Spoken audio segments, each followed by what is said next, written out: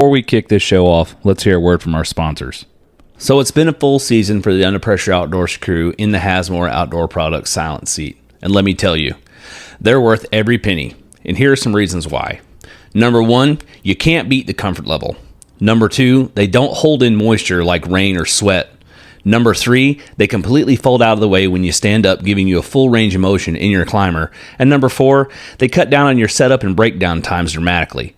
Don't just take our word for it. Use offer code UPO15 and get 15% off your Silent Seat and many other U.S.-made accessories for your climber today.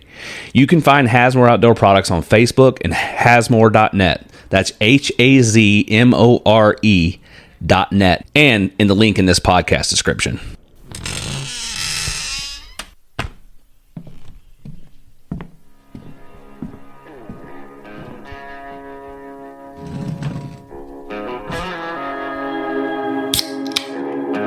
I'm your host, Will Krebs, and this is the Under Pressure Outdoors Podcast.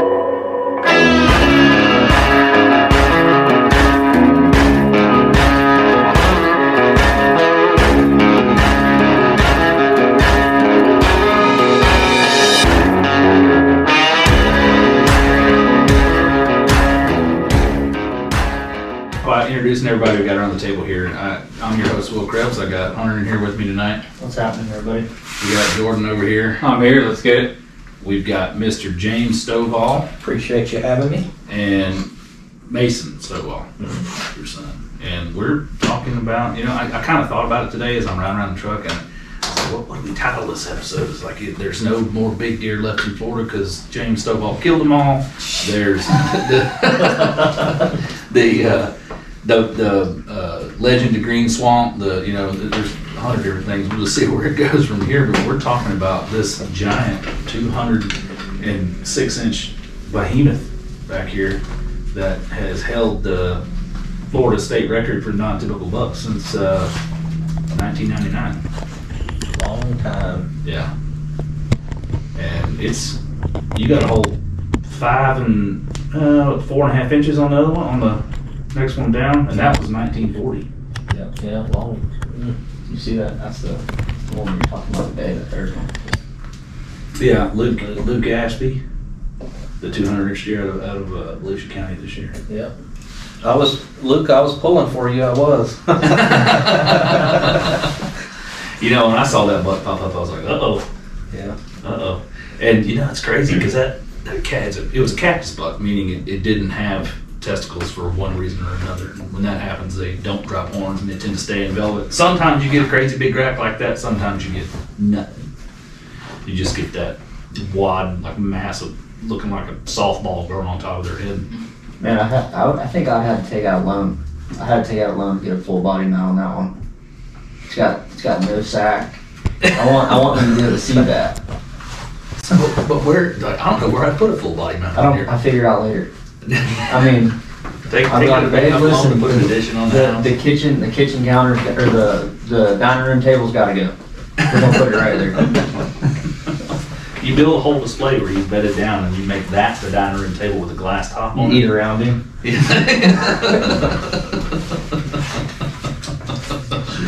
You save at least one pack of the meat so that you can dine it on top of it once the mounts done. Oh, but I'd hate to have to cape one out to get a full body. I wouldn't. I wouldn't mind. I can only imagine what that entails, getting that done right. But before we jump into the whole story behind it, which is a really unique one to say the least, I want to talk about, because you're not just successful at killing good deer here in Florida repeatedly, but you seem to carry that success across the nation and kill plenty of good deer all over. Well, I have, but I will say this, and I don't want to offend our Midwest bow hunting brothers, but bow hunting, this is strictly my opinion. Pull that microphone up close to you. Bow hunting in the Midwest is a lot easier than bow hunting here in Florida. Lots easier. And I've offended a buddy of mine, David Henning, who's an outfitter out there.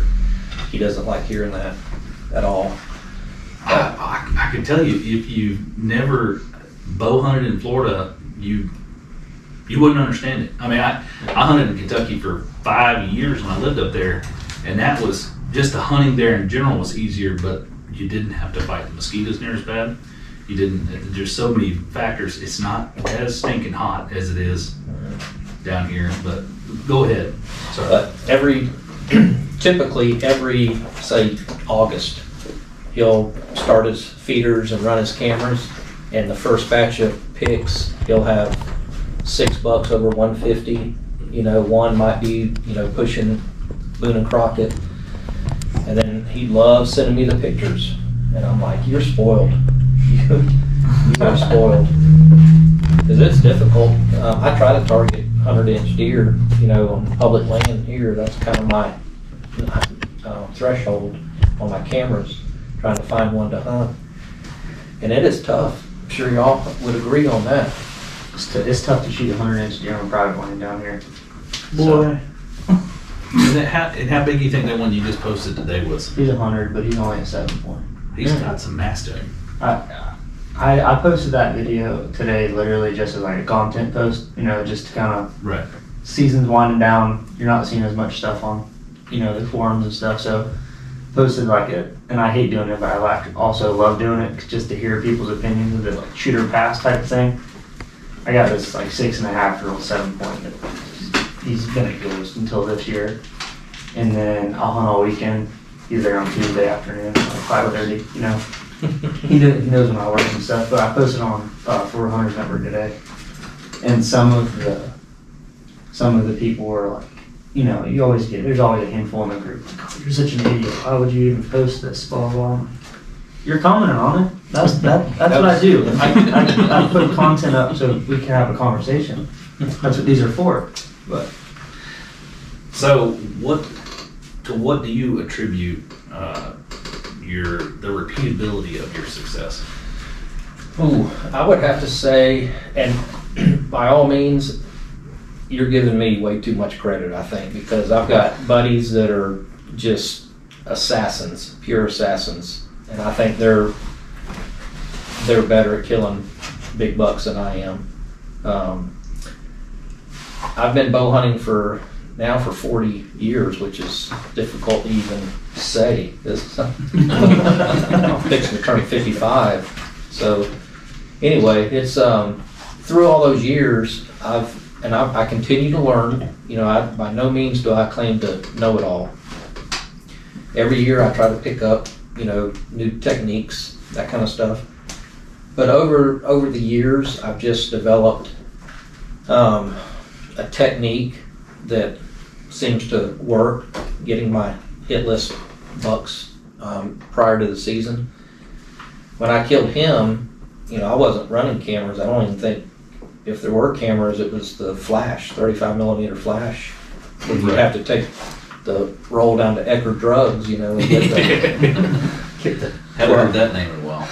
So, but now I contribute the biggest factor to game cameras and black-wooded deer lures. And scrapes are a big, if not the biggest, way that I get my hit listers. Every year, for public land here in Florida, when I can get drawn, and I don't mind saying the 2 spots, Panosofsky and Green Swamp West, where I killed that one. Those are the 2 places that I apply for special op. And I go in and I do the same thing every year. I go to pretty much the same scrapes that I do every year, and I try to get the cameras in by September 1st. And typically the scrapes are not even opened up yet. So I'll go in there with either my machete, or I prefer just find a stick laying around close by and open up those scrapes, paw the leaves and debris away, open it up to bare dirt, put in black-wooded deer lures, whether it's hot and ready, even that early. I'll use hot and ready triple X, matriarch, straight doe, any of it. And sometimes I'll go in and I will just have straight branch butter. And branch butter is designed for the licking branches. That's the forehead gland and the preorbital gland. And sometimes I'll just have that on hand, and I'll put that on the licking branches, and as it heats up, it'll drip down into the scrape. And get my cameras rolling, and sometimes it's hours later, that night, the next day, but I'll have bucks and does come in and they'll smell it, and come in and come into it to get in front of the camera. And then as the weeks roll by, deer will come in and they'll start depositing their scent, and then the bucks start opening them up themselves and they'll start pawing the scrapes. But that's really pretty much what I do. And I'll get off work, say in the morning at 8. Typically would be a typical couple of days of scouting on my 2 days off. Drive an hour and 5 minutes to Panasoffkee, get there about 9:30, 9:45, get out, scout, run cameras, my camera trot line, I like to call it, and I'll get back to the truck at sundown. Then I'll get up the next morning, get up there early, and go out and hit another area, or 2 areas, and put out cameras. And I try to cover 4 or 5 different areas where there more than likely will be different bucks. You're trying to target different areas, different bachelor groups then, or different bucks. And just trying to get as many hit listers that I can on camera. And then, the rut there in Panasoffkee, for instance, is I'd say mid-October through mid-November. And I've seen chasing as early as October 5th in there. But I've seen some really good chasing mid to late October on those hunts. And the scrapes are just wide open. Come mid-October, I start getting new bucks, bigger bucks coming in, showing up on scrapes. And then when it's time to hunt, they're short 4-day hunts. And you gotta hunt whatever the weather is, if it's 80 degrees or 50 degrees. And then I'll just go in there and spend my time where the cameras dictate. So that's pretty much just boots on the ground, lots of cameras. I'm not going to say how many I have just in case my wife listens to this. That's a smart idea. It's like it's like a second truck payment. It's almost. Grab the bottom of this and pull it towards you, because you look comfortable. You scoot it towards it, then scoot. You can pull the whole thing. It'll come out and up. Okay. How's that? That's much All better. right.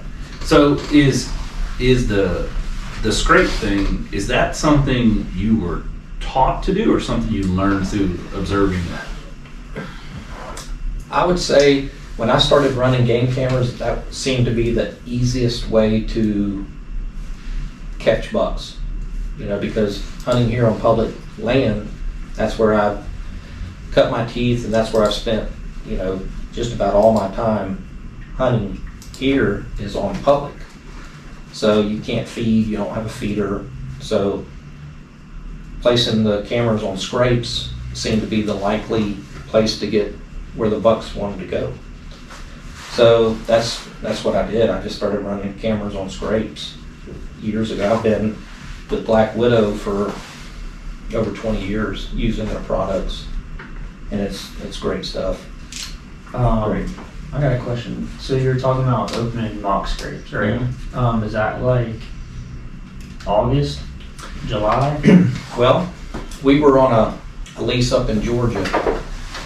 We had that for 3 years, and for instance, I went up there in July and opened up a scrape underneath a magnolia.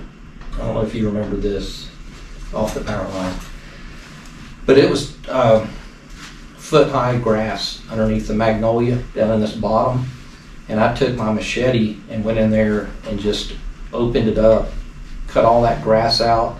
I had to do some trimming on the magnolia, And then I took my paracord and tied it around the limb and brought it down and tied it to the main trunk of the magnolia to bring that licking branch down, because there wasn't one, they were all too high. And brought that licking branch down, and bucks and does use that licking branch the rest of the summer. And then come the fall, that turned into an active scrape. Gotcha. So I've seen it. It's one thing I've noticed. You said a magnolia, even around here or like in South Georgia, there's just something about a magnolia, whether it be down in the bottom or something. There seems to always be like a rub or a scrape or something anywhere near a magnolia every time you see one. Well, the magnolia, it's a soft bark. So like Green Swamp West, for instance, down in the swamps, anytime I see a magnolia, dark green, leaves off in a distance, I always go over there and inspect it. Because there's some magnolias in there the size of my calf that have rubs on them. Or thigh, my thigh, and I've got some pretty big legs. But literally, I mean, I've seen rubs in there, calf size up to, big trees on magnolias, cypress, pine, cedar trees, that soft barks, they just love, Yeah, I was gonna say, you said cypress too. It makes me think about a lot of this season. A lot of places I scattered around this season, the cypress trees were tore up. At least the smaller sapling ones. Just must be that small bark. Yeah. Well, you think about how easy you can peel the bark off of a cedar tree. Yeah. I mean, hot tip, if you didn't know, you could take the oil on the inside of cedar bark and rub it on you, keep the gnats and mosquitoes off you too. But it just peels off easy. Like if you had you cut a cedar branch off and you cut it square at both ends, you could slice it with a knife and peel it off and not break the bark. Yeah. It's just super kind of rubbery, but it's also not held on to the wood of the tree. Like if you try to do that with an oak tree, well, you're gonna bend your thumbnails backwards trying to, pick a fleck off of it. And that's just a difference in the hardwood versus that softer evergreen style wood. Yeah. But I don't know, I've seen they planted fresh magnolia trees one time out in front of the gym, the place I used to work, come out the next morning, and the bucket come through there and rubbed all 5 of them magnolia trees right down through there. They don't give them no mercy, man. No, man. And this is right on the side of a main road, right through post. He just hit them, all 5 of them, in a straight line right in front of the gym. Oh, they like that soft bark. Yeah. Yeah. So do you find rubs to be a reliable sign of regular travel? I love hunting rub lines and scrapes, and I would have to say yes, because I'll run, if I see a nice rub, camera's going on it. Right.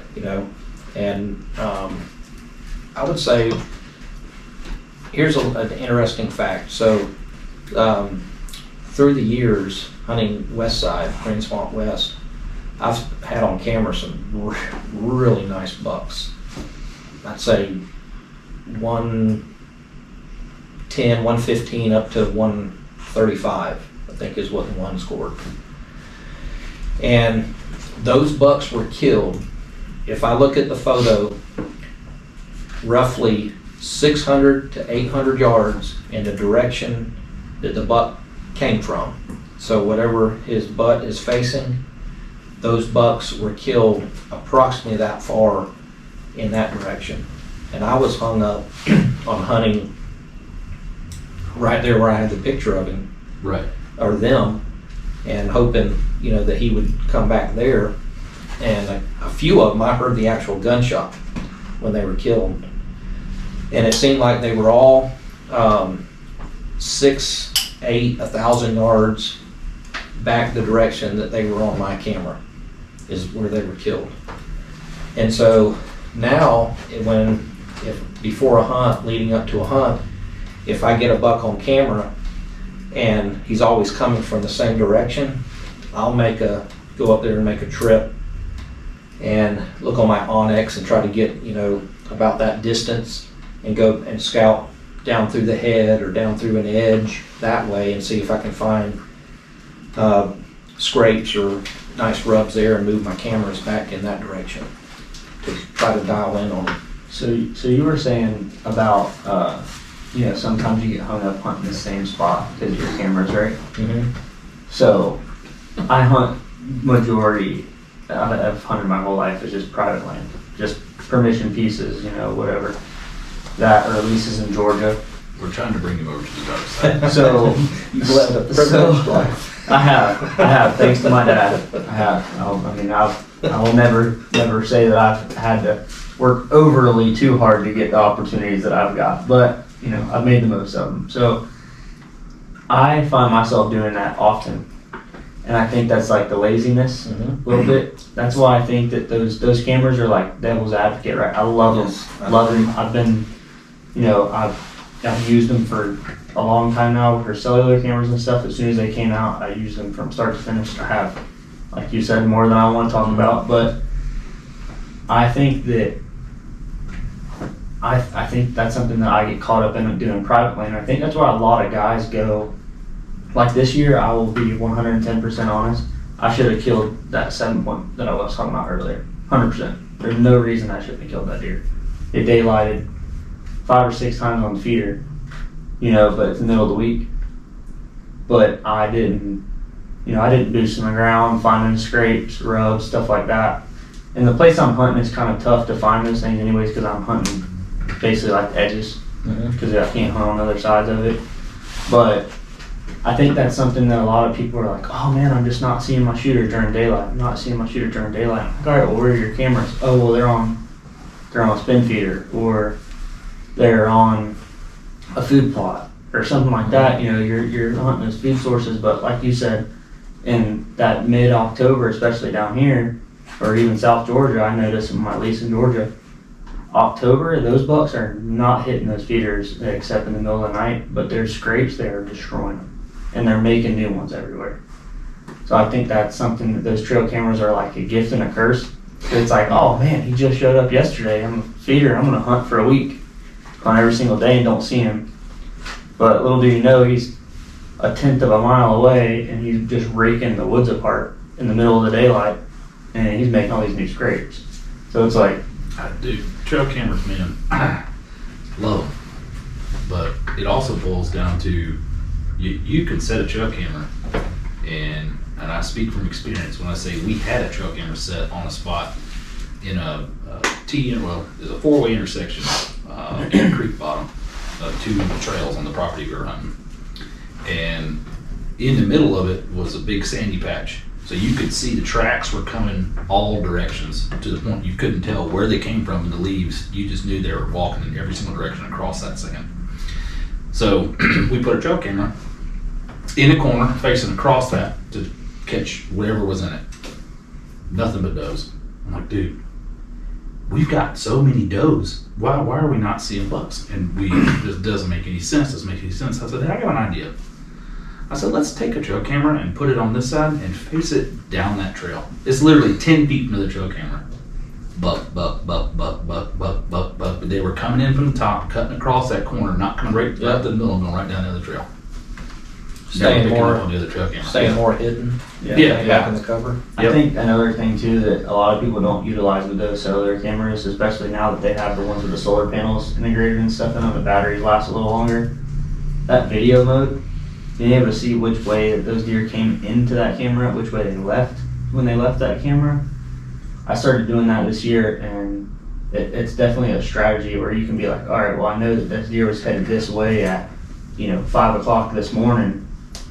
Do I even do I go in my normal access? That deer can't be that far from where I come in. You drive your truck past him, and if he's standing there, you booger him for the whole morning. Right. I mean, not necessarily. I mean, obviously, I know there's my hunt over, that kind of stuff. But I mean, I started doing that this year, and it did change how I thought about accessing that property and like how I was getting in and out and stuff. Yeah, I would definitely recommend running video, especially really mainly only if you're on a food source. Because if you're on a trail, it's pretty easy to determine which direction the deer's walking.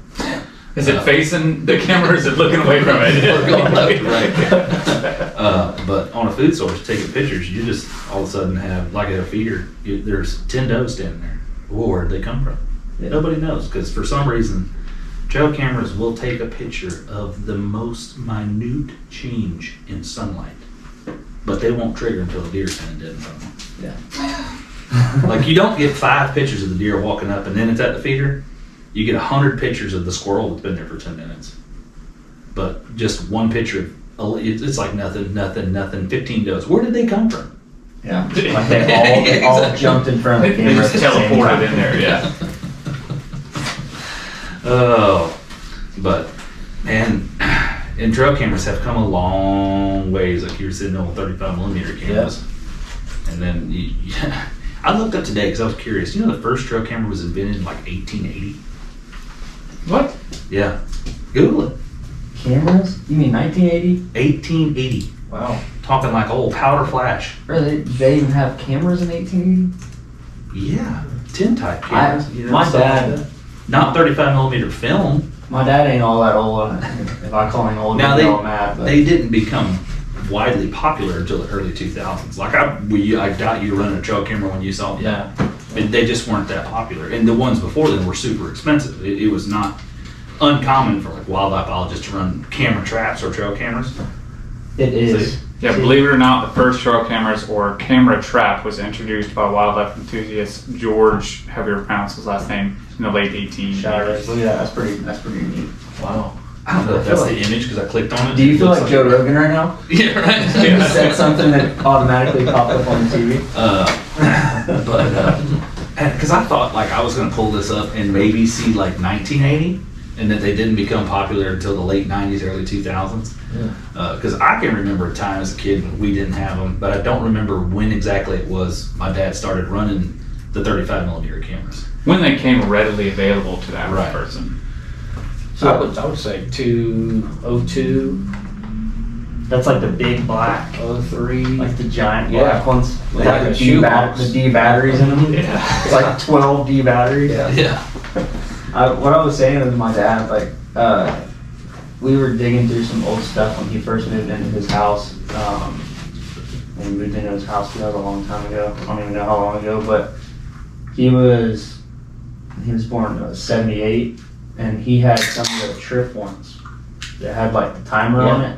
Yeah. To where like when it, I don't know, Had a it was like string. a string or something. Yeah, string across Yep. the trail. And like you'd run into it and it would like hit it and it would tell you like what time it was or how long it had been since it was tripped or something like that. That's pretty wild. It's come from there to solar panel cameras that last So- years.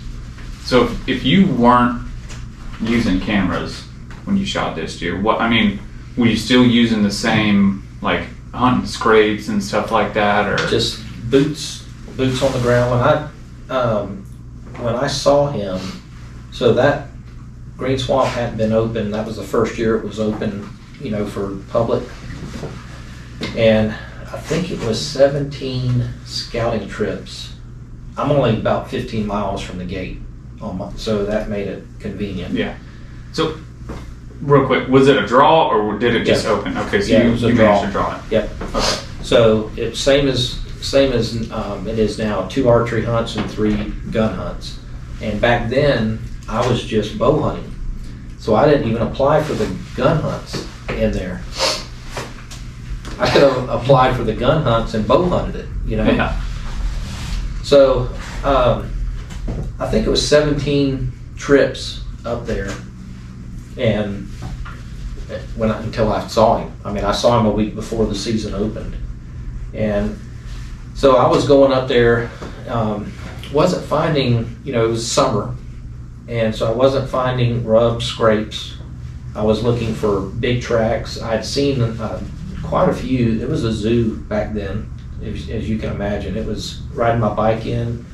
There'd be hogs and deer right there on the side of the ranch road or river road, the main grade, and they would just watch me go by, and deer, they might jump off a little bit, flag, but they were not pressured, not pressured much at all, minus the Swift Mud people in there working. But the bucks I was seeing were bachelored up. So I was trying to find big tracks. And the morning that I went up there and saw him for the first time, I went and looked into a new area that I hadn't been in there before. And off this big hill, it was a well-used trail coming off this big blackjack hill. And it was big tracks, like a bunch of big tracks. And there was this one, 8-point, a 10-point, another 8-point, 4 bucks together. And so I saw that, just a bunch of big tracks, and I'm like, this has got to be a bachelor group.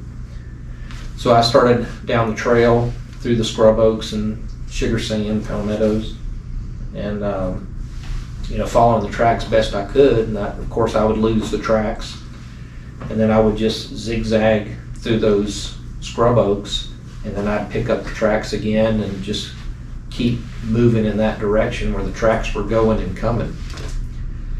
And finally came up on a fire break, and that fire break, probably the length of this table, in that fire break, that's where they were crossing. I mean, it was not, obvious. Yeah. And just big tracks crossing right there, back and forth, old tracks, reined in, brand new tracks, fresh, kicked up dirt from that morning.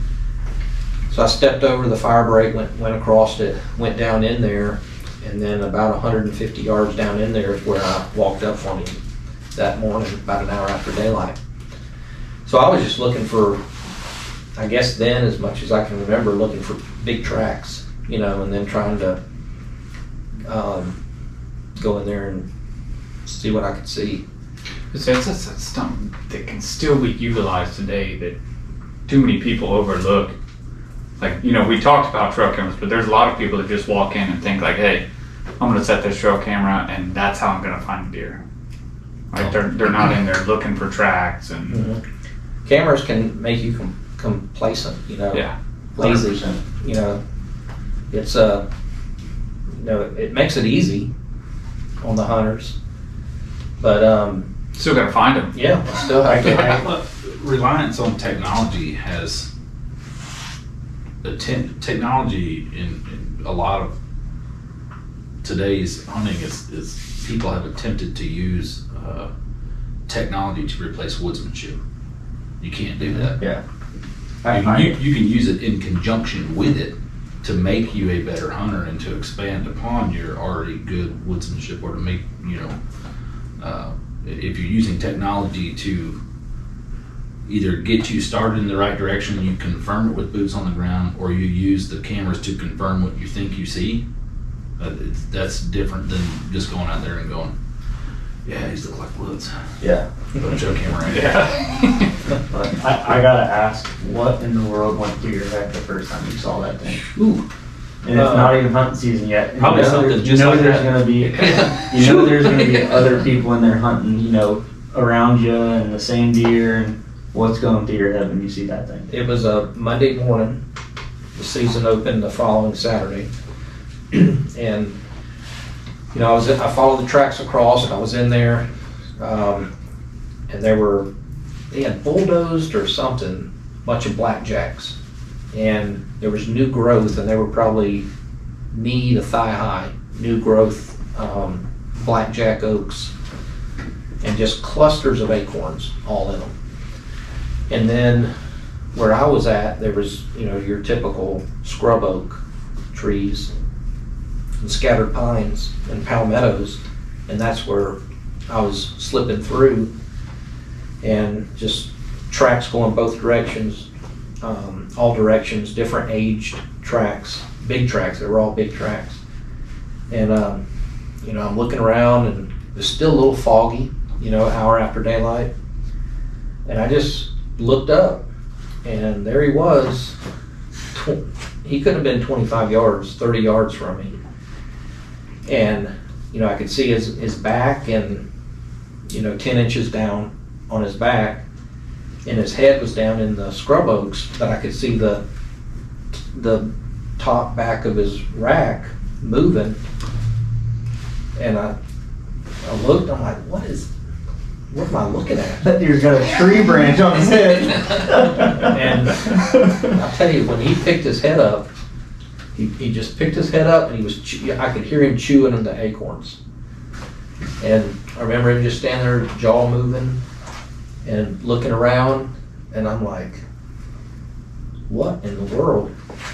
And I think 17 points is all I could count, and then I would lose track of what I counted because he kept moving his head around.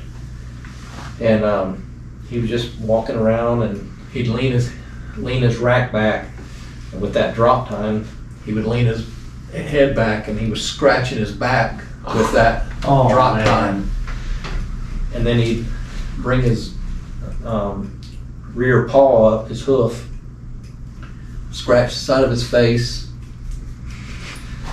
and I don't know, I watched him for a few minutes, and then all of a sudden he went from docile to full alert. Yeah. And I guess the wind shifted, and he didn't know where it was coming from, but he alerted, and then he started walking off, they stiff leg, and each time they put their foot down, their head and his ears are back, and he's looking. And he hopped off, went over there, went around the flag pond, stood on the other side of the flag pond, and then looked back and stared at me for maybe 5 minutes, just a statue, not moving. He's 80, 100 yards away now. And then he just turns and disappears into a over your head wall of gallberries and palmettos. And so I was like, holy mackerel, what did I... Yeah, what did I just see? Yeah, I know where I want to hunt. Yeah. So I picked out a pine tree. I was like, okay, I'll lock on right there. So I went home and got a stick ladder, 12-foot stick ladder, and the cheapest lock on that you can imagine is what I had. I think it was a $35 lock on from Sportsman's Guide or something like that.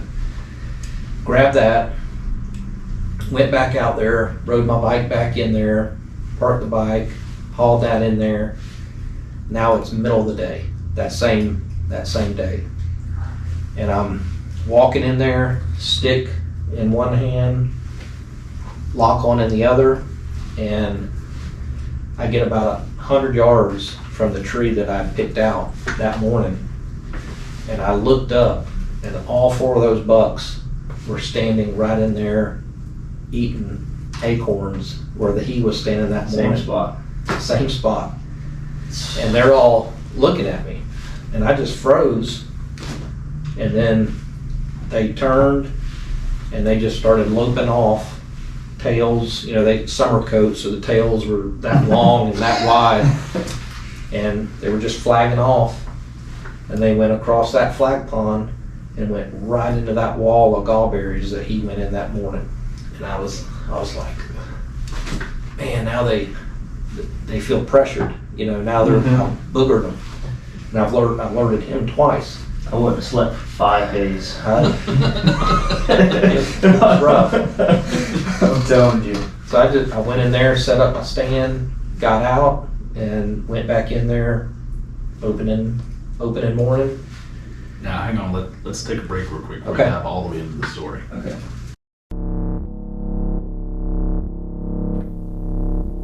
The Under Pressure Outdoors podcast is brought to you in part by Hang Free. With a mission to provide top quality products for the best possible price, Hang Free believes that the saddle hunting experience is worth more than money. They create both tried and true products as well as debut new items to the saddle hunting community, creating a community of saddle hunters that don't have to break the bank to participate in the hobby that they love. Do yourself a favor and join the Hang Free family this hunting season. They truly have everything you need. Don't forget to use offer code UPO10 at checkout for 10% off your order at hangfree.co. So, before we let you get all the way into the story, how did you learn to hunt? So My stepdad, my mom remarried when I was 4 to my stepdad. And then I would go dove hunting with him, turkey hunting, fishing, a lot of fishing down on Kissimmee. And then he was killed at work when I was 9, 10 days before my 10th birthday. And that was a rough time because he was my father figure. You know, I looked at him as my dad.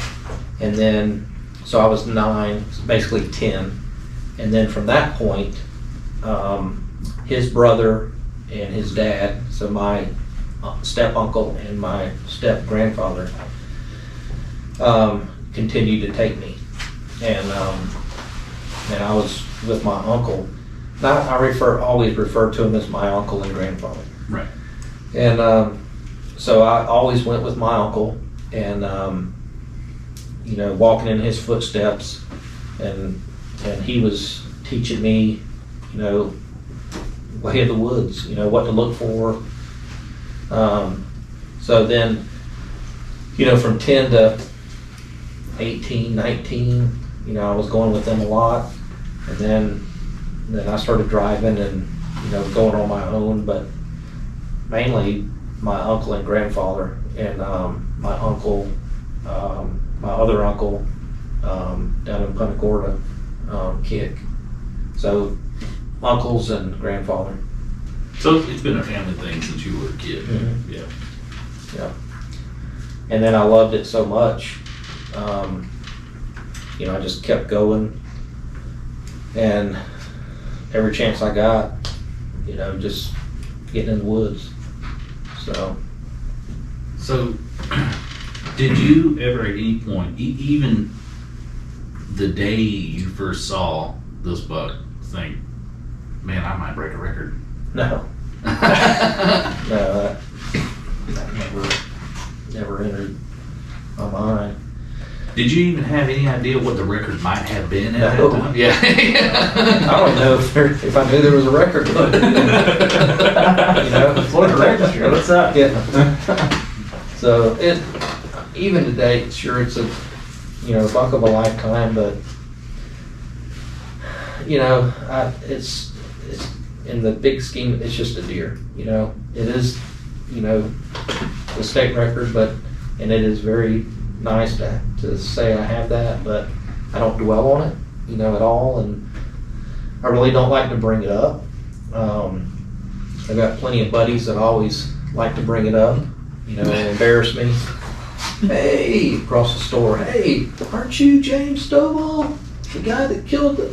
I'm like, you know, It wouldn't be nice to be embarrassed by killing that. You think so, but not after, what, 24 years?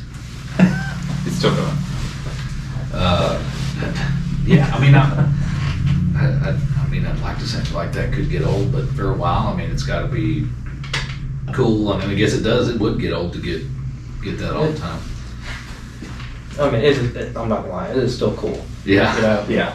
Yeah, I mean, look, you got 25 years later, there's somebody reaching out to him for a podcast for it. Oh, Yeah. Oh man, that's just something. I don't know. I think when you're a little boy, maybe you dream about killing that monster buck and being the next world record holder or whatever. But now as an adult, I'm like, man, I don't. Every year I set out on, you set out on a mission to go and kill a good buck, but it's never in my mind that this year's the year I've got to kill the record. In fact, of all the deer that I've killed to be proud of, I'd have to say the one that I'm most proud of is the one that my son killed this year.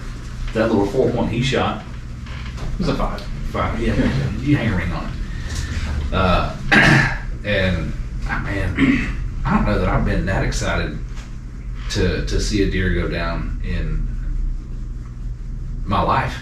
Yeah. Period. I think as a true outdoorsman, your goal coming into each year is to see something come out of your time spent in the woods, right? You enjoy your time spent in the woods, whether it be, and it doesn't even have to be a harvest, right? You you take something from every day that you spend in the woods. There's people that, I mean, we got some people listen to the podcast that have been, we work with, like Jake, that have been hunting for like 5 years. And he didn't kill anything this year, but he's taken a lot from this year. He has made like huge steps this year. Yeah, you finally So it's- saw a yeah. deer from the tree stand. Yeah. And when Yeah, you so start, it's to better yourself. even if you're killing deer every year and you're tagging out and you're doing all that, if you're not getting better every year as a hunter, you're doing yourself a disservice anyways. Yeah. Just because you got a, like I said earlier, a garage full of deer horns, it don't make you a better hunter than the guy that killed 5 in his life. You know, he'll probably out hunt you in certain situations. So I think that's something, that's a good outlook to look at like that. Yeah. It all depends on what you do it for, and I think as you go and grow in the woods, that changes. Yeah.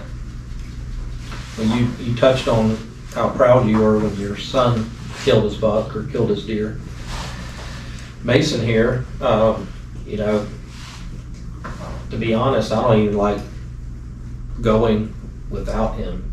And I try to instill in him that when we go off on our trips, like when we went to Kansas, I've changed my outlook on hunting. I think this is just because of how old I am and, you know, how long I've been doing it. And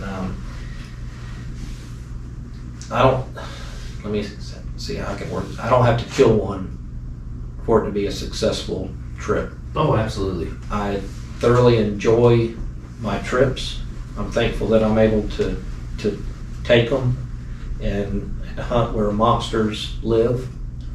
And now I'm able to, you know, take Mason. Mason is 16, but he hunts well past his years. He hunts like a grown man, and he has for years. But I instill in him that when we go on these hunts, say it's a 5-day Midwest hunt with an outfitter, don't dwell on thinking that you have to kill a deer, because you get into day 3 and day 4 rolls around and you haven't killed one yet, and the stress starts building up, and you start feeling like, oh man, time's running out, I gotta kill one. And it just takes away from the whole experience. And I learned that the hard way, going on hunts and that happening, you know, and it just takes away from the whole experience. And really, it doesn't matter if I'm going to the Midwest or you know, hunting local. You know, I just don't have to kill one, you know, to have a good experience, a good outcome. I was drawn for 2 Panasofsky hunts, or my wife was. Thank you, baby.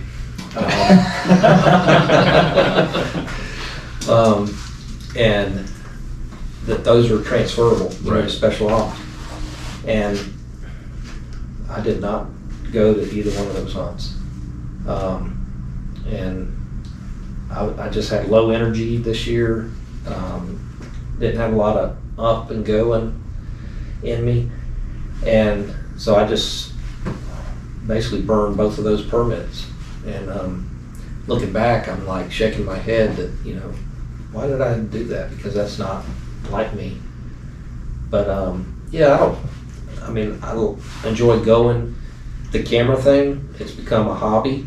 You know, enjoy seeing what I can see on camera. And it's just now the trips are really about him, giving him the opportunities to you know, have success. So we went up to Ohio year before last, and I was the hunter. Mason went with me and just sat, and I messed a 150-inch 10-point, hit him and lost him on the last day. That hurt. Oh, I bet. That'll make you puke. But it was a great experience, sharing that with Mason. And so it's all about him now. You know, in years past, up until this year, I always felt some sort of pressure going to a pressure going to the woods, that because we do eat deer meat as our red meat here, that I need to kill a couple good does so that we've got meat for the freezer, and then I could really focus in on trying to kill a good buck. Right, and now I've got a 7-year-old who is just a deer killing machine. I told my wife, I said, I've never felt such low pressure, and I could enjoy just everything about the woods. Not a big deal anymore. You know what I mean? I don't have to worry about that. The kid, opening day of, or the second day, because we didn't hunt that Friday, the second day of the Alabama youth season, deer on the ground. Next morning, another deer on the ground. My wife said, what are you going to do? I said, I'm hunting horns. I said, I may not kill a deer for the next 3 or 4 years. I said, he can shoot the freezer meat all he wants. Yeah. He can shoot the does. I don't care. I said, I'm out there to watch him hunt, facilitate his hunting, and he's a cocky little sucker because he brings it up all the time at dinner. Oh, I killed that deer. And I said, you're awful cocky for somebody who can't drive.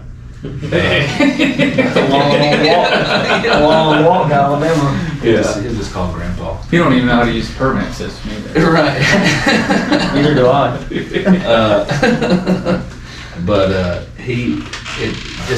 now I can sit back and, really let him do the work to fill the freezer, and I can enjoy every little bit of everything, and that is such a great feeling to be able to do that. And that's something I've been looking forward to for years. I mean, I've been toting him around with me. I started taking him 2-3 times a year when he was about 3 years old. And then by the time he turned 4 or so, he was going almost every single time that I was going. Because between, I've got me and my dad, so we get up in the morning and I'm like, who are you going to hunt with? Oh, I want to go hunt with Grandpa. I'm like, okay.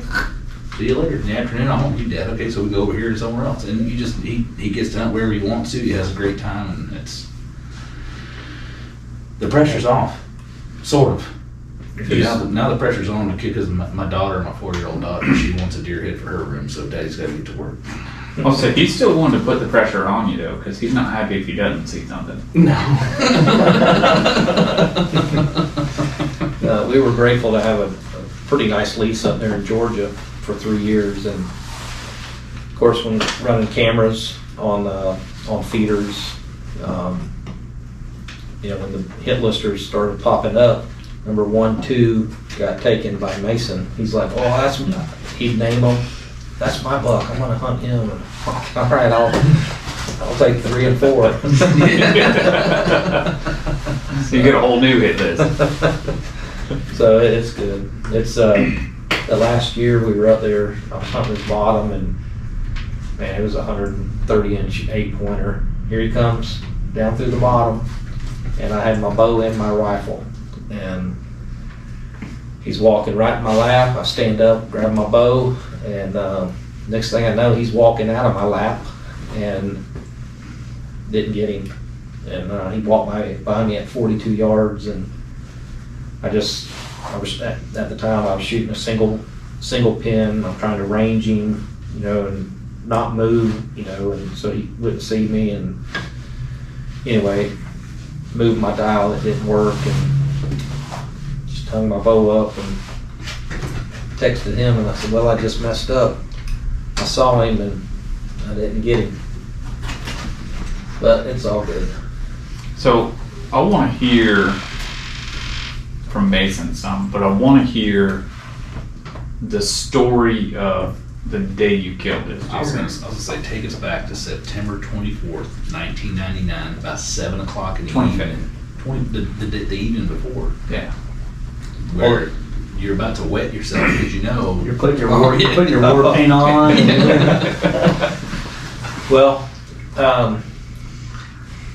when I get to I was the first one at the check station that Saturday morning, and I had a really inexpensive camcorder from Best Buy. And when I saw him, I told my wife, I said, I'd been wanting to video my hunts. And so I already had the camera arm. I went to Best Buy and I bought a camera. Sony whatever it was. And so at the check station, I was the first one in line, propped up the camera on the hood, gave it like an intro. It was real weak. Real weak. We've been there. It's all right. And checked in, went and parked, got on my bike. It was my mom's bike. It was a beach cruiser. It was pink highlights. Oh, yeah. Deer were like, here he comes, boys. Big old beach cruising seat on it. And anyway, I rode that back in there and parked. Went and got up in the stand, and it was a full moon. And trying to put my camera arm into the pine tree. And I'm trying to screw that in, and I hear palmettos, and I look around the tree, and there was quite a bit of sugar sand down there. And I don't know if it was him, but I'm pretty sure it was the 4 bucks. Well, they're coming from the fire lane, you know, where that trail crossing was, coming from that direction, and they walk under me, and I saw one, and I could see his rack, you know, kind of highlighted against the sugar sand, walking by. And I saw another body, and then I could just hear, you know, the other deer walking in the palmettos, and they were going in the direction of those that pond and where they disappeared the week before. So they go by me, and I don't think I saw the first deer until 10 o'clock, 10:30. It was a lone doe on the other side of the flag pond, and I wasn't going anywhere. I was stuck to that little cheap lock-on all day. I was not getting out. And so the afternoon rolls around, and bad thunderstorm comes in, and I take the camera off, put it in my little bag, put it underneath the seat between my feet. I'm just hunkered down, ride that storm out. So now the storm's passed, and I mean, it was lightning and thundering and all that. And so the storm had gone by, and I'm looking around, rain's dripping from the trees, and I just looked that direction, and I'm panning around, and when I look back, something catches my eye, and it's this buck, and he is shaking. He's out there outside those gallberries over there, and he's shaking just like a dog after a bath. And I'm like, holy mackerel. So I reach down, get the camera, remount it, and I'm able to get some footage of him from the tree stand. And there's another, at this point, he's about 100 yards or so away from me, and there's a big oak tree over there, and he walks over underneath that oak tree and is feeding around, and he had one other buck with him, and it was probably 115-inch 8-point, and they're feeding around, and then the 8-point leaves him and commits to going towards that crossing up there, which is back this direction. And this buck just continues to feed around underneath that oak tree over there, but he keeps lifting his head up, looking at the 8-point that just left him, walking up. And so a few minutes goes by, 5 minutes, and he's still feeding around, and then all of a sudden he just looks like he's committed, which he is, and he starts walking that direction, kind of feeding, milling around, walking in that direction. I said, man, he's going to the crossing. So I cannot do this, I've tried, but I took my bow and I grabbed the top limb with my teeth on my bow, and I swung around, and I had the 12-foot stick ladder, swung around off that lock on, and I start coming down that stick ladder with the bow in my teeth and looking, and I get about halfway down, and the deer picks his head up, and I freeze. And then he continues. Well, I climb down. Once I get about a third of the way down, there's a little hill in between us, so we can't see each other then. So I hit the ground, and I basically do a half circle and get in front of him. And I had to go about 60, 70 yards probably from my tree. And I got around to as far as I dared go without feeling like I was out in the open. Went to the last little scrub oak, and I knew where the crossing was, and I knew where they were coming. And once I got there, I just eased up, and I had my head net on, and just eased up, and I'm standing there looking, and I see him. I never saw the 8-pointer until after I shot him. So I see my buck, and he's walking up, and now he's at the point where he's not going to get any closer, and he's going to start getting further away. And at the time, I was shooting a single pin, and all week, you asked earlier, what did I do all week, Yeah. How I slept. Well, all week, I shot every day. And down from the house, there's a lot of sugar sand on the side of the road, and I would go down there every afternoon, and I was shooting year round. Anyway, Yeah. I shot a lot, but shooting a single pin at 20 yards. And so every afternoon I was going down to the sugar sand, and I took a shovel, and I had empty milk jugs, and I dug just a little pit, enough where I could stick the milk jug in there. And then I would get up and stand on my toolbox of my pickup truck. And I would shoot at 20, 30, 40, and 50 yards. I had milk jugs. And it was just Kentucky windage. I'd shot enough with the single pin that, I knew just holding over, 30 yards, I'd hold over 8 inches, roughly. And I learned that week at 50 yards to hit that 50-yard milk jug. The bottom of my sight housing had the bubble, down there. And I would put that bubble on the milk jug, and I'd shoot, and my broadhead would hit the milk jug. And I'm like, well, that's my 50-yard mark. So I didn't have a rangefinder. And so the moment of the shot, I'm like, I don't know how far he is, but I'll just hold the bubble on him. And I shot, and it was kind of like slow motion. My arrow, at the time I was shooting a Buckmaster PWC, perimeter weighted cam, probably shooting 230 feet a second. I was about to say, you're not shooting, 340. No. My arrow launched, went out there, and I spined him. Hit him in the spine, and his rear end collapsed, and he dropped, and instantly, he's kind of hollering, and he's picking his head up, and he's trying to go, but he can't go. And just out of nowhere, that 8-point just like jumped, and he's standing right there over him, like, what's going on? What's up? And well, I just let loose, and I holler.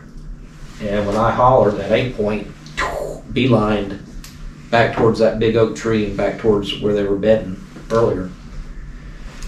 And my buck, I can see his head and rack and neck kind of coming up and down. Well, I start running towards him, knocking another arrow, and the second shot was 30, 35 yards, and he was just using his front legs trying to dig, and the second arrow hit him about the last rib, and it came out his chest, went up through him, and then he collapsed. And so I didn't go up to him. I ran back to the stand, climbed back up, turned the camera back on with the screen flipped around, and I'm crying, and it's like, I don't know what just happened, but it happened, and it was surreal. It was a surreal moment, and then I packed everything up real quick and went back over to him and started recording and walked up to him, and I had no idea what I had, Right. I just knew it was a big deer. Yes, I'd say so. Yeah. I still am just like, I've been, how long have I been here, an hour? I'm still dumbfounded. I keep looking over there like it's gonna get smaller, and it's not. Because I keep catching out of the corner of my eye. See, No, at least turned- this side of the I'm table turned keeps. completely away from the table. Hunter was laughing at me earlier for sitting here. I was laughing because he was telling like the scouting story about seeing the deer on Monday, and the damn season didn't open until Saturday. I'd be like, man, I'm gonna lose my mind in those 5 days. I would not know what to do with myself. So I mean, in the midst of crying and everything, having harvested this deer, like, what is going through your head? Oh man, just I got him. I can't believe it. I got him. I went back over there, set the camera up, recording, got in front of him, and I forgot how to count. 1, 2, 3, 4, 5. Wait. And I had to count at least 2 or 3 times, to count them. And when I saw him, I lost count at all I could count was 17. So I knew he was 17. So when I had my hands on him, and I'm like, 16, 17, 18, 19, 20. And I just kept going. I was like, oh my goodness. And so I drug him, and it was still daylight. It's funny because the rumors, they started, and every rumor you can imagine, shot him at night, all this. And they're like, no, I got video to prove that.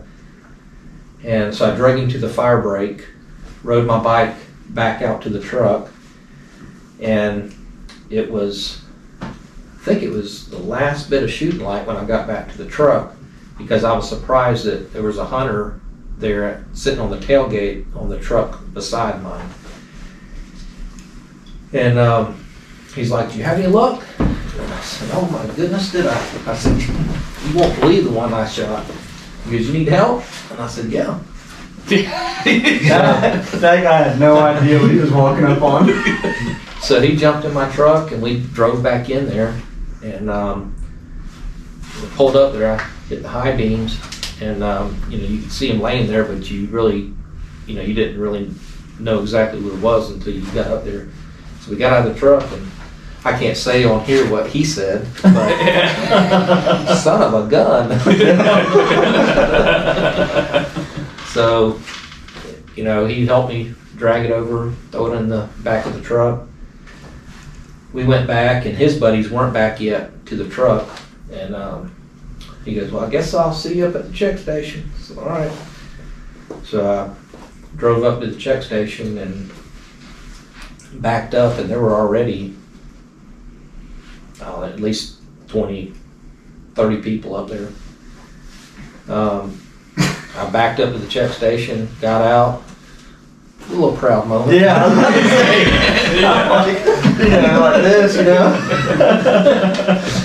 Jeez. It was a good feeling going back there and dropping that tailgate. He's like, "Yeah, I just killed a little one. You got nothing special." That's what I'm saying. That guy, you're like, "Hey, you need some help?" He's probably thinking he shot like a bass rack 6-point or something, in Florida. Walk over there, there's a 206-inch buck laying there. You're like, where did you shoot that? So, Think he went back there and hunted there the next morning? Yes. I guarantee he probably hunted in his stand. But, yeah. Anyway, so you're approaching, you dropped your tailgate at the check station. yep. And, everybody, all like, holy mackerel, and the check station operator, I remember him saying, "That's what I'm talking about. I told y'all there were big bucks out here. That's what I'm talking about." So, got it out on the concrete by the skinning pole, and you know, I'm sitting there holding the deer, and felt like a movie star. You know, a half moon, Yeah. 20 plus people around me, and they were taking pictures and, you know, turn him this way, and so I was, you know, it was like a photo shoot, Yeah. and I had several of those guys. I still don't really know them, but they mailed me pictures that they took on their like Film. Like Edgar those developed. disposable cameras. Yeah. And so I still have those at the house. But yeah, so the whole story on how it became official was he was misscored. So the biologist at the time, he was a biologist for the state. He knew what big deer were, and he knows how to score them. And so when I had him officially scored, the gentleman that scored him, he was an official state scorer, but he said, "I've never scored a non-typical. I don't know if I scored it correct or not. You might want to get a second opinion." Those were his exact words. Well, the first score sheet was 193 and change. And I was like, great. Yeah. Right. Wow, 190 Yeah. 90-inch deer. And I submitted it. And once you submit a score sheet, that's it. You know, you can't shop around for a higher score. And so when I talked to the biologist and told him what he scored, and he's like, "James, I think he's bigger than that." And he goes, "Do you mind if I score him?" So I met him, and he scored it. And he goes, "James, he was wrong." And I said, "Well, it's funny you say that, because he said he didn't know if he scored it right." Yeah. And he goes, "Oh, we need to get this fixed.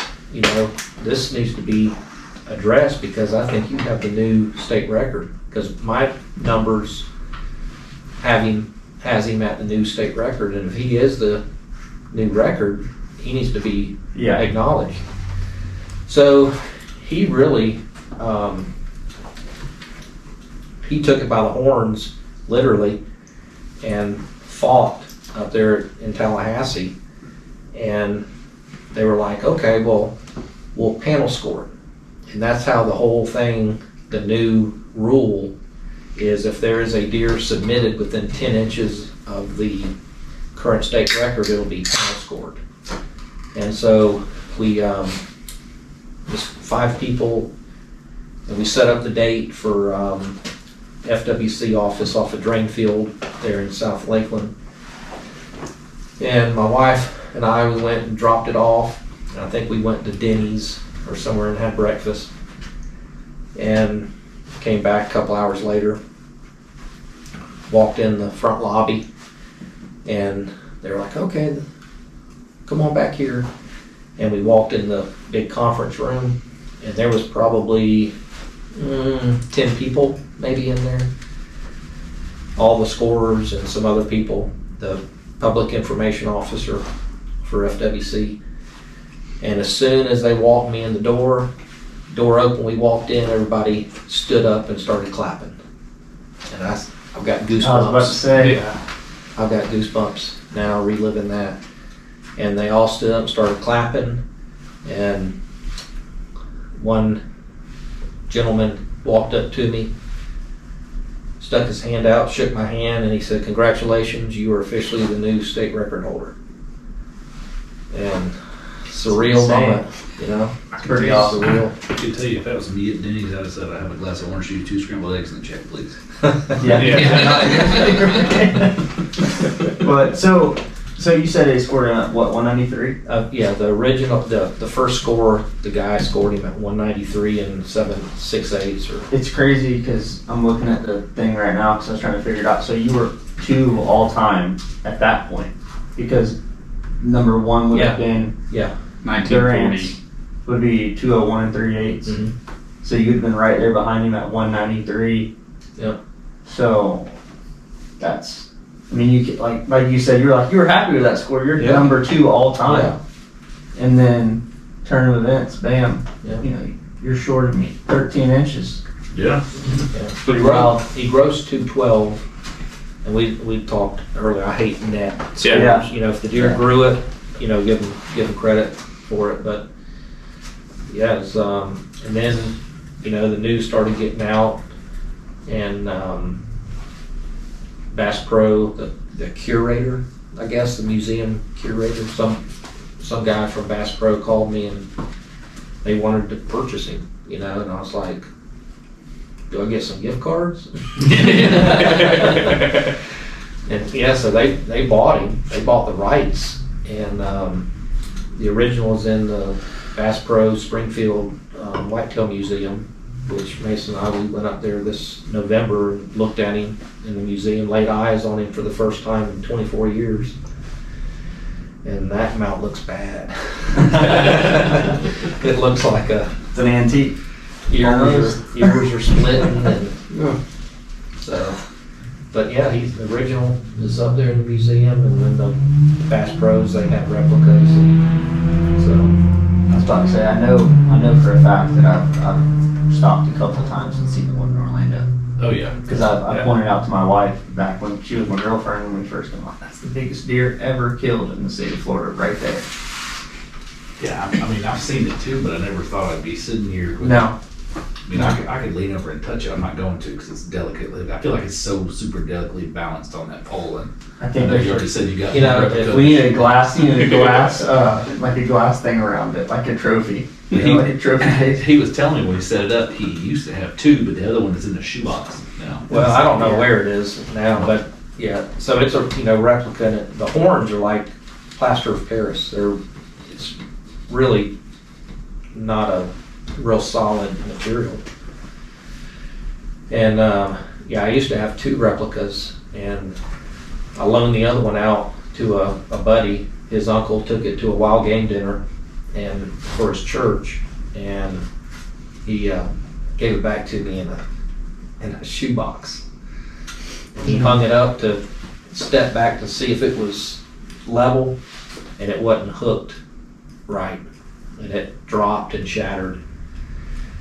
And then this one, if you look at it real close, you'd see where the points have been, some of the points have been glued back on, and there's fracture marks.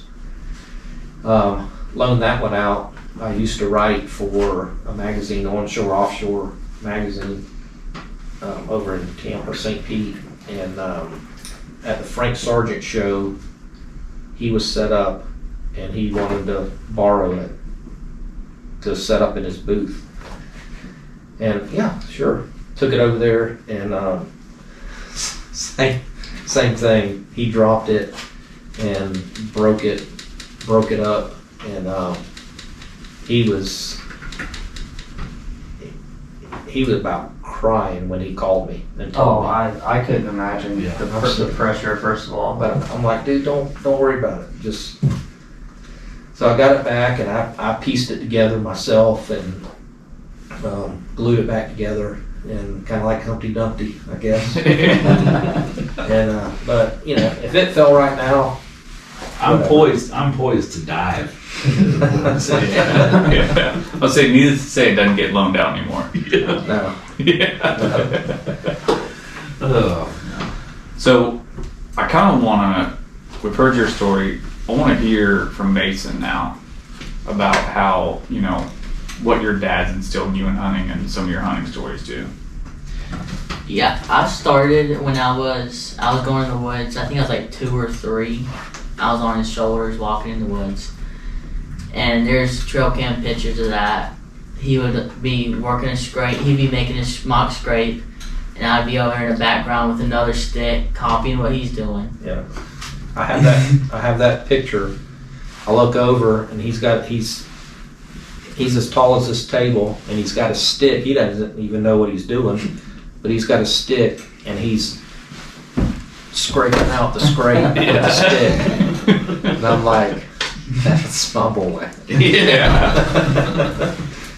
And then I got behind the gun first. I was like 5 years old. I had a 410 break action, and my first hunt was in Baird's unit. It was a deer hunt, and sitting on like a palmetto flat, we saw some deer in the distance. Then we moved, and some pigs came running by. I shot the pig. I shot a pig. That was my first harvest. I was 5, and then I was 7. I was 6 when I got my first bow. And 7, I harvested my first pig with a bow. And that was a cool hunt. We saw a lot of pigs. A lot of them. That place is not open anymore, but there was lots. Yeah. And That's an accomplishment in itself to harvest something with a At bow at 7 7 years old. Yeah. Yeah, we had got out of the blind and we were sneaking up on him, and I'm behind him and I'm trying to coach him, you know. He looks back, he goes, "Dad, I got it."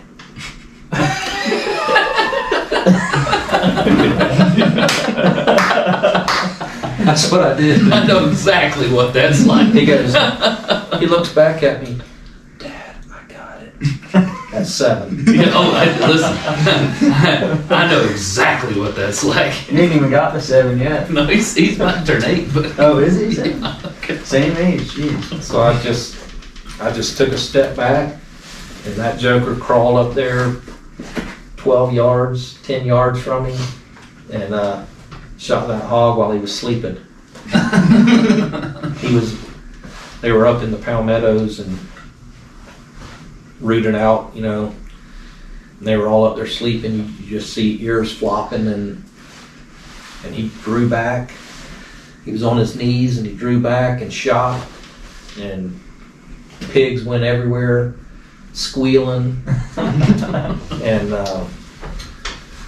he goes, "I got him," and he got him. I think he was shooting 35 pounds, and he shot him with a Magnus 2-blade stinger, and buzz cut, and yeah, killed him.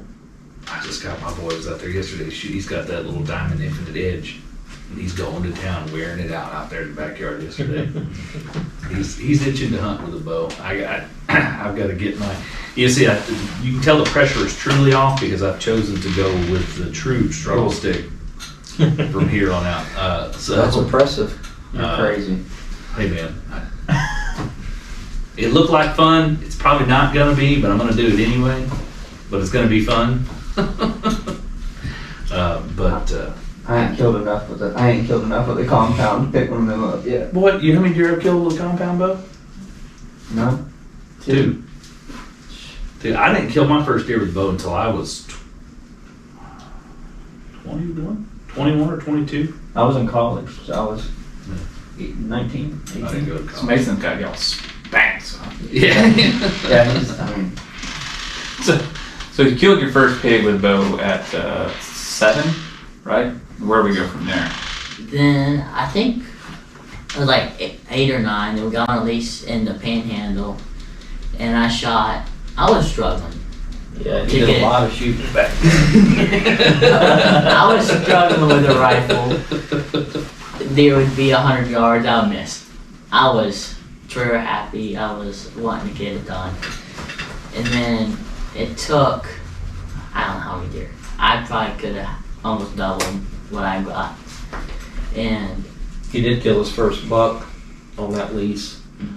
Little cute little, looks like a little goat, baby goat on the wall. he was a little bigger than your first buck, Yeah, his first buck was bigger than my first but buck. not by much. But we were in the same stand together when he killed it. And we rattled and grunted them in. It was Yeah. pretty cool. He came running in, and he goes, we had some decent bucks on camera, and he's like, should I shoot it? Shoot it. Yeah. Yeah. So, it was cool.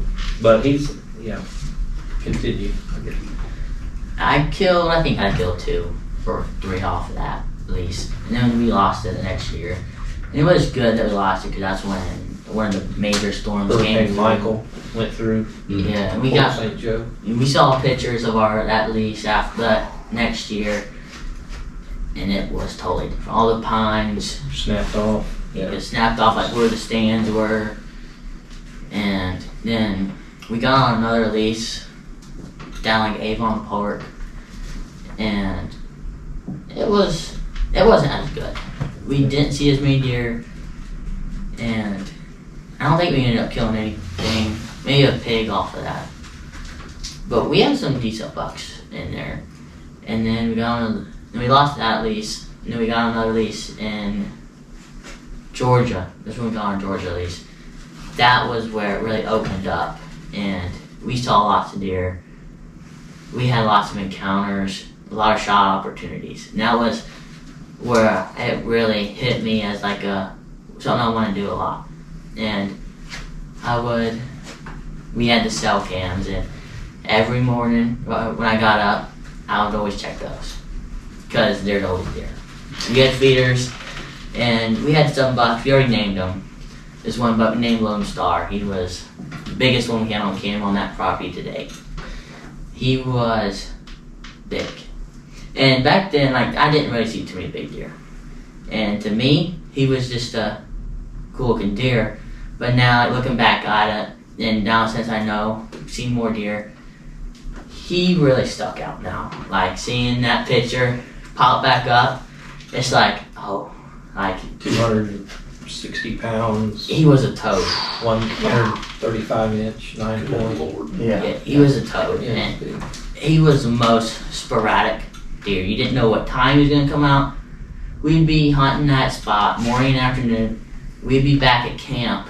11 Yeah. o'clock and he'd be at the feeder. Yeah, 11 o'clock in his hot 95 mosquito. The hot the heat of the day. Yeah, Yeah. and he's standing at the feeder. So, He was daylight more than he was coming through there at night. We should have killed him, but it would need some all day sits.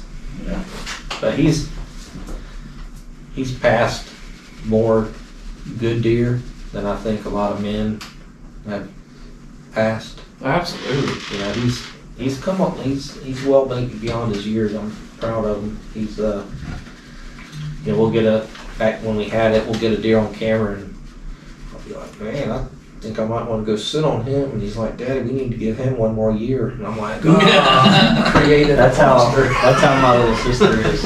My little sister is the same exact way. She's 15, so she's killed a handful of bucks with a rifle. She doesn't bow hunt or anything, but she's the same way. She's like I shot a 10 point this year, and he was running a doe pretty hard across the cotton field in Georgia. I said, that's a pretty good buck, nice frame. And I shot him and sent her a picture. She goes, why are you shooting them 3-year-olds for? But That's gotta hurt. dude, she's passed. I don't know how she does it because she only gets. I mean, obviously their kids are in school all the time, and so they only get to hunt, on breaks or whatever. And she does piano and horseback riding and everything else, and she does the same thing. It's like, oh no, I've seen $4 tonight, 1 point, probably 120 inch 8 point. He's young. He had a thick neck. I said, yeah. I said, well, I'm going to sit there tomorrow. You better not come out again. Yeah. He said that thick net looks like freezer meat. Exactly. Sometimes, no doubt, I think people, I don't know, people put too much emphasis, let him go, shooter, non-shooter, for each his own. If you're happy with them, and you want to fill one of your tags with a buck, Yep. shoot them, So, I actually had a conversation with the taxidermist that mounted my buck, and he said, do you think social media has hurt hunting? In a way, I think so. And I said, I think that it's brought a lot more people in, but I think it also brought, I think COVID brought a lot of people in just because people had nothing else to do but go to the woods. But I said, I think it's also in a way, because you think when you take social media, like, if you killed this buck in today's age, it would get blasted. Oh yeah, high fence. Well, look Yeah, at the it dude would go everywhere. But the thing is that when people see a deer like that, you get the novice hunter that says, those deer are in Florida, right? So I think some people seeing bigger deer harvested, at least in the state of Florida and possibly other states as well, I think it gives them a hope that they can wait it out and kill bigger deer. But I think it also, in a turn, when people see like bigger deer killed, they kill their first deer and it's a 5 point or something. They almost feel ashamed of it. You see it all the time, like, oh, don't give me hate, but this is my first deer. I'm like, man, that's your first deer. Be proud of that. Congratulations. Yeah. All that If needs to be that said. makes you happy, and if you cried over that, or if you just got insanely excited over killing that deer, hey, more power to you, brother. Yeah, but I think social media has done much more better for the deer herd and hunting and everything else than it has done negative. And I'll say that to the point that conflict and strife drives views and clicks, and that's what Facebook and Instagram, that's what the machine is designed to run on. So when you go on there and you post a really good 4.5-year-old, nice, symmetrical 135 inch 8-point, it's a nice buck. Yeah. But it's not something, it fits the bill of, yeah, that's a good buck. You did good. It's not, well, why did you shoot him? Because he was, young. He's not he's not a 206 inch non-typical deer killed on public land in Florida, to the point that people see that and go, there's no way that's legal.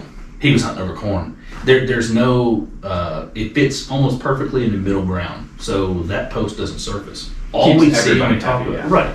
It appeases the full crowd. So it may get a lot of comments, but it doesn't surface and stay surface and continue to get talked about like something like this. Or if when somebody kills that little deer, that pops up because people are arguing back and forth, fighting, because it's like, oh, you should have given another deer. Well, you got 15 people telling them they shouldn't say that, and also, so that drives that further. The algorithm. We just don't see all the positive that goes on. Because I tell you, from running the Unpressed Outdoors Nation page, every time somebody posts, I get a notification. So I see that stuff, and I see stuff, and I comment on it. I'm like, that's a good deer. That's good stuff. This happens. That post of an average, just an average good deer, doesn't get commented on. 3 likes and 1 comment. Right. But if you post a spike, it's a grown man's first deer. He's pumped about it. He just started hunting, first year hunting. He's excited. He's tickled to death. I took him. It's cool as can be, for me, because I was there too. Right. That's awesome. I'm proud of him too. That's a big accomplishment. I think that it gets caught up in it's like a pissing match. Oh, well, I've been hunting for 40 years. How could you kill a deer like that? I'm like, dude, first of all, pump the brakes a little bit. You don't know the backstory. Second of all, if you would have shot a 200-inch deer his first year, you'd be saying, oh, you're the greatest thing ever. You know what I mean? So it's like, you gotta find your median. And I had someone write on that post today that I made, just for example, literally today. I had 4 people comment about the music that I use.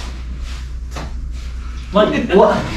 Like, dude, it just, you're just literally a keyboard warrior at that point. Like, if you get on somebody's stuff, if you don't have something to say, I literally put on there, I'm trying to get comments out of the post, right? Because like Will said, that's what you're trying to do as a content creator. You're trying to make it resurface. So, it's like a shooter pass thing. What are you going to write on there and say you don't like the music that I chose? You're just being a pain at that point. But Yeah. I really, really do try to be like, I don't care what anybody shoots. As long as it's not on my place, I'm cool with it. You shoot whatever you want, whenever you want. But another thing a lot of people don't realize is I pass a lot of deer on properties and stuff, but it's because I got a lot of time and money and, Right. you're trying to you're trying to grow these deer to the top potential. And so it's like, when I shot that deer this year, I was pumped. I got the same adrenaline rush whether I shot the 160 last year. Just as much, got just as excited knowing that the deer was not as big as the other one. Right. I couldn't age him on running 30 mile an hour chasing that doe, but at the same time, when I got down there too, and I'm like, it's a great buck, 10-point 130-inch deer. But then after the fact, it's all over and done with, I'm like, oh man, I really wish I could have seen that deer next year. You know, and so it's like I beat up myself, but at the same time, I don't want somebody else doing the same thing. What did the biologist give an age on that deer? 3.5. No. Holy cow! No. And I believe that because the bucks that are killed in there now that are 3.5 years old, he weighed 150 pounds. And that's what a 3-year-old weighs up there in Green Swamp West. That man's got 30 roughly. pounds of That's insane. So, horns. I mean, like, Yeah. so, 120-pound deer. how long had Green Swamp West been closed to hunting when they? Right, I think it was an insane amount of time. I don't have the answer to that. I don't know if you can I can Google man. yeah. go try to. There was a buck. Trying to think of his name. From Dade City, which is a stone's throw from Green Oh, the Swamp one that West. got poached. No. This man killed, I thought it was 170 something inches. Back when it was Swift Mud, Swift Mud private lease or whatever. Back in I think it was in the mid 80s, he killed, I want to say it was 170 something inch, 21 point. It was a typical 10 with stickers like mine, which mine's a typical 10. And he killed it on the same piece of property in the mid 80s. And back when it was private. Yeah, I was gonna say. So Green Swamp West had been closed for 13 So that years. sounds about right. Okay. If you said mid 80s, it'd be 82. And I think it was No. maybe a lease that he killed it legal. And I mean, it had the genetics out there in the mid 80s Right. when he killed it. And, mine's 24 scoreable points, I believe. And, but he's a typical 10 point with, all the kickers and everything I- what makes them awesome. Well, the thing is to me is like a 3.5-year-old deer. I've shot a couple of them. And if anybody has shot a couple 3.5-year-old deer, I ain't never seen one Yeah. with mass like that. typically, Yeah. that's a, Yeah. Yeah. maybe Exactly. a 4-year-old deer. Exactly. But, It's yeah. just a freak of nature. That just shows that, I mean, outside of genetics, the nutrition that had to be out there for that deer to get that. Yeah. I mean, he's 6.5 inch bases. Yeah. And, but he had both his balls, he was a true buck. And they considered him velvet, but he had, at the time they killed, I'd say 3 of his antlers were hard horn, Yeah. already out of the velvet. So this was at the beginning of season, though. Yeah, first day, September. opening day. Yeah. September 25th. But yeah, he was coming out of velvet. It was all dried up. Something I was thought about this deer a handful of times in a handful of conversations, right? I've never thought about it because I didn't know the history behind Green Swamp. This is obviously, I have no idea. This could just, could be. They had 0 pressure on that piece of property for 13 years and almost turned into a farm. Nobody's messing with nothing. Yeah, it's- All the food that's there is, like they can eat. They can eat freely. They can do everything freely. Daylight, dark, no pressure.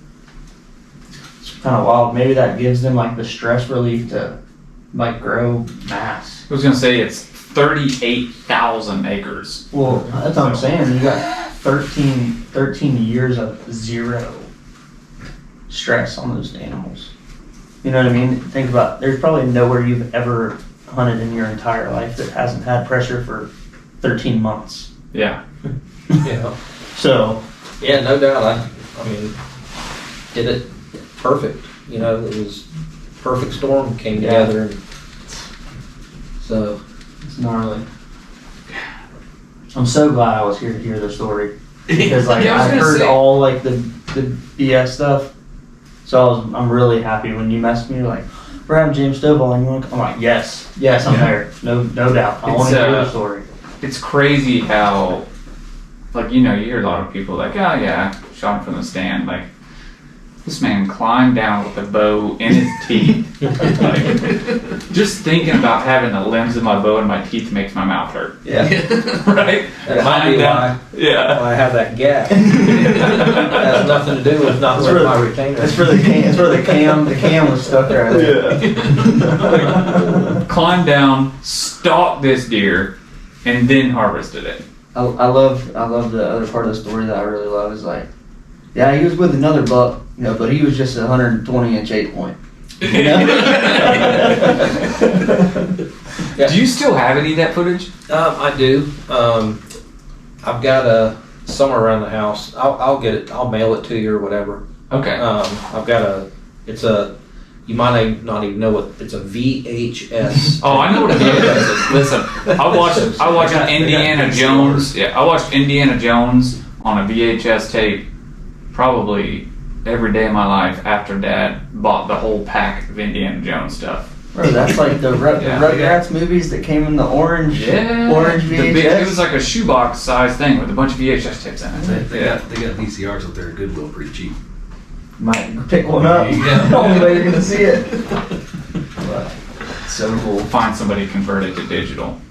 Oh, you could definitely have it converted over to digital film. Yeah. But it's just Your camera probably took a VHS tape too, didn't it? It took little, the 8mm. yeah, Yeah. they're little, They're like half the size of a cassette tape. yeah, half this size. That's what it took. That's so crazy. I think about changing out memory cards. Like SD cards. Yeah. Yeah, I have a literal like 600 gigabyte card or 528 gigabyte card in my camera. It's like a million hours of Yeah. footage. James, I really appreciate you guys joining us tonight, man. It's been that's one hell of a story, and I know that's one you'll probably keep continuing to tell for the next 25 years if you're lucky enough.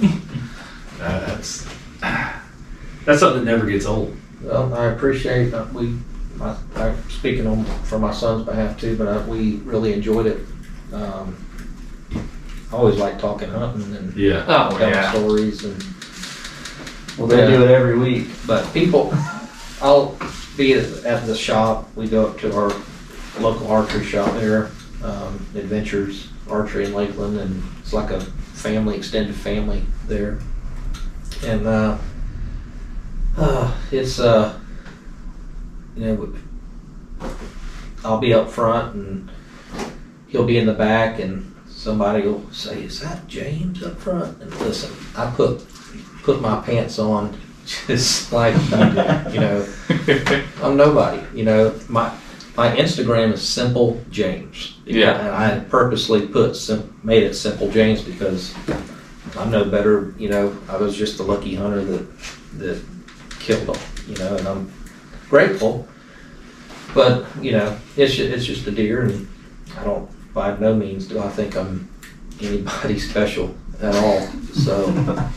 But I appreciate y'all inviting us up here. And Yeah, I'm glad you made the drive, man. Yeah, I appreciate you coming. And I mean, there is. I know you may not feel like somebody special, but it's something special to hold that spot, especially for as long as you have. But I mean, like we've seen it this year, and the records are meant to be broken. That guy came dang close. Yep. Yeah, we might have to get that guy on too. Half a Ain't foot. too far in blue shell. All it needed was a half a foot.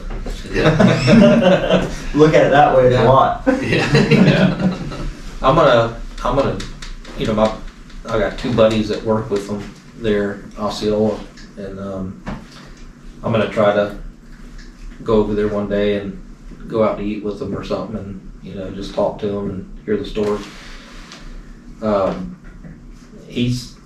I've heard through the grapevine, through my buddy, that Bass Pro, the museum, has already reached out to him wanting to possibly acquire his rack. That's awesome.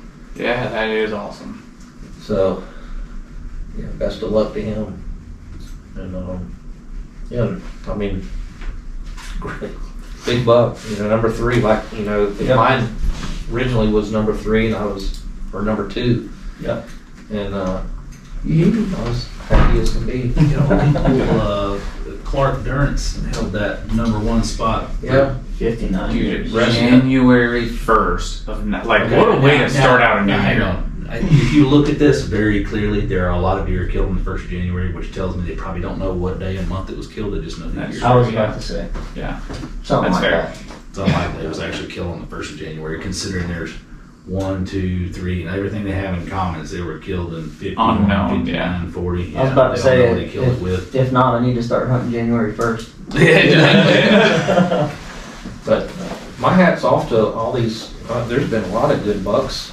You know, the man, last couple Florida of has years. been producing some really great Yeah. deer. I look. I'm bad at,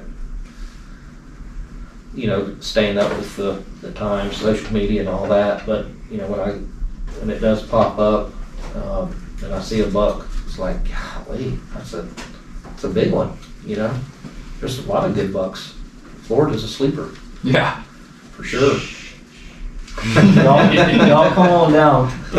Better bring some waders and snake-proof Oh, boots. it's tough. It's some of the toughest hunting there is. Really. it's fun though, man. I wouldn't trade hunting Florida for anything. I love it, and even if I move out of state, I think I'd still make a trip back just to. It's a whole different kind of hunting. It is. It's tough, and it makes when you get one. Makes harvest that much sweeter. Yeah. Yeah. Well, James, you guys got a long drive back. You guys want to wrap this up? You got any closing thoughts? I'm dumbfounded, to be honest with you. Appreciate being a part of it. Appreciate having you, Hunter. I appreciate you guys coming out here and joining us, James. And it's been, I want to get some pictures with this thing. yeah. Some more? Yeah. No, I want a picture with it. We can do that. Do a little photo shoot. Absolutely. All right. We'll catch you guys next week. James, thank you again for joining us. Well, It was thanks for having wonderful. us. Yeah. Adios.